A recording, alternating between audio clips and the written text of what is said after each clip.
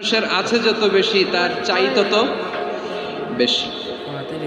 শেখ সাদি রাহিমাহুল্লাহ ইরানের বিখ্যাত কবি, বালাগাল উলা বিকামালিহি কাশাফাত দুজা বিজামালিহি, এই কবিতা লিখে বিখ্যাত হয়েছিলেন। তো ওনার একটা সময়ে আর্থিক দৈন্যতা যাচ্ছিল, টাকা পয়সা ছিল না, ফলে পায়ে দেওয়ার মতো জুতা ছিল না। কি ছিল না? জুতা ছিল না। তো খুব আফসোস করে একদিন মনে মনে আল্লাহরে বলে, আল্লাহ আমি এত বড় কবি, আমার পায়ে দেওয়ার মতো জুতা নাই। আহা, আফসোস করে ঘর থেকে বের হয়েছে। বের হয়ে দেখে এক ভিক্ষুক ভিক্ষা করে, ওই ভিক্ষুকের দুইটা পাই নাই। ভিক্ষুকের দুইটা, আর কবি সাহেবের কি নাই? জুতা নাই।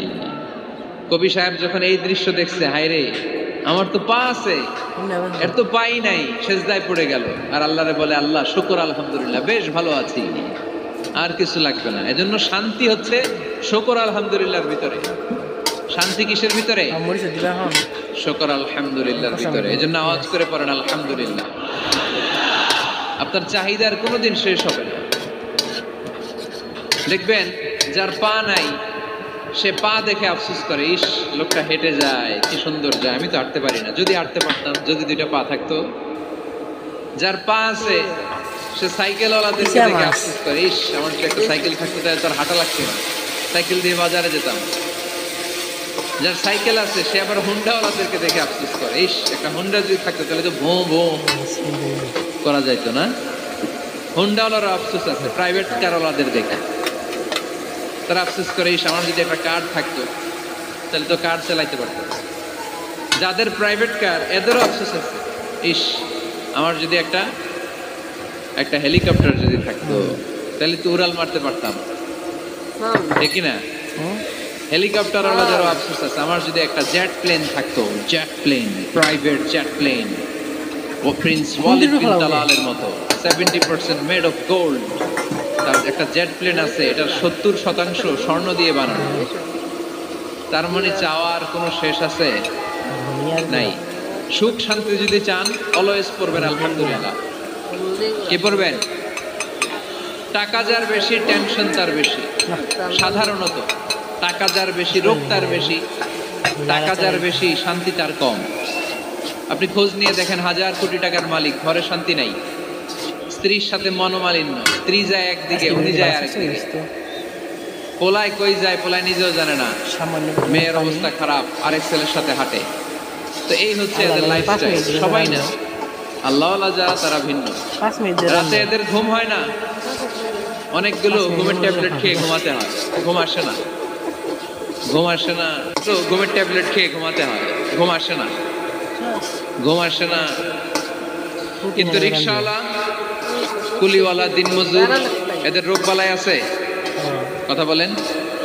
খাওয়ার সমস্যা আছে, ঘুমের সমস্যা আছে, শুইলেই ঘুম আসে, যেখানে রাইত ওইখানেই কাই।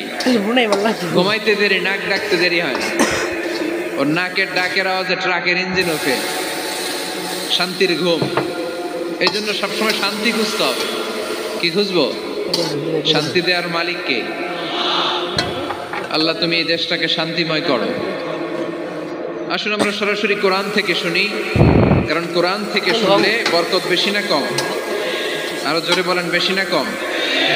এটা এমন একটা কিতাব যে কিতাবে কোনো ভুল নাই। আছে? সন্দেহ আছে? সংশয় আছে?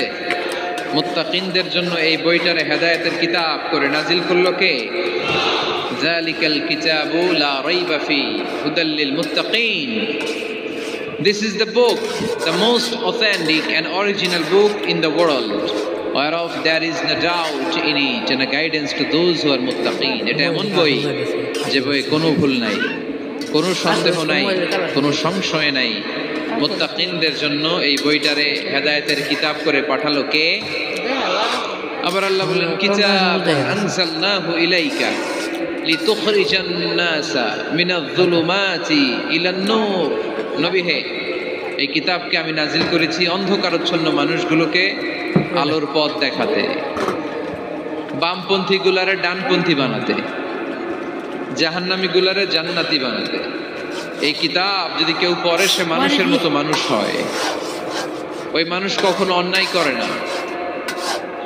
এই কিতাব যে পড়ে এবং মানে, এই কিতাবের শিক্ষাকে যে নিজের মধ্যে ধারণ করে সে কখনো মিথ্যা বলে না, মা বাবার সাথে বেয়াদবি করে না, ওই আলোকিত মানুষটা কখনো টেন্ডারবাজি করে না, চাঁদাবাজি করে না, দুর্নীতিতে চ্যাম্পিয়ন হয় না, ক্যাসিনো ব্যবসায় নামে না। এই কোরআন যারা বুকে ধারণ করে এরা কোনোদিন পেঁয়াজের দাম বাড়ায় না, জোরে বলেন ঠিক কিনা? এরা কখনো তাদের কোনো কাজে জনমানুষের ক্ষতি করে না, এরা সব সময় কল্যাণের পক্ষে, এরা মানবতার পক্ষে, এরাই হচ্ছে আলোকিত মানুষ, ঠিক কিনা? মানুষ হওয়া পৃথিবীতে বড় কঠিন। খালি চোখে যা দেখেন এগুলো মানুষ না, এগুলো জনসংখ্যা। এগুলো কি? এজন্য বলা হয় বাড়ছে জনসংখ্যা, কমছে মানুষ। বাড়তেছে কি?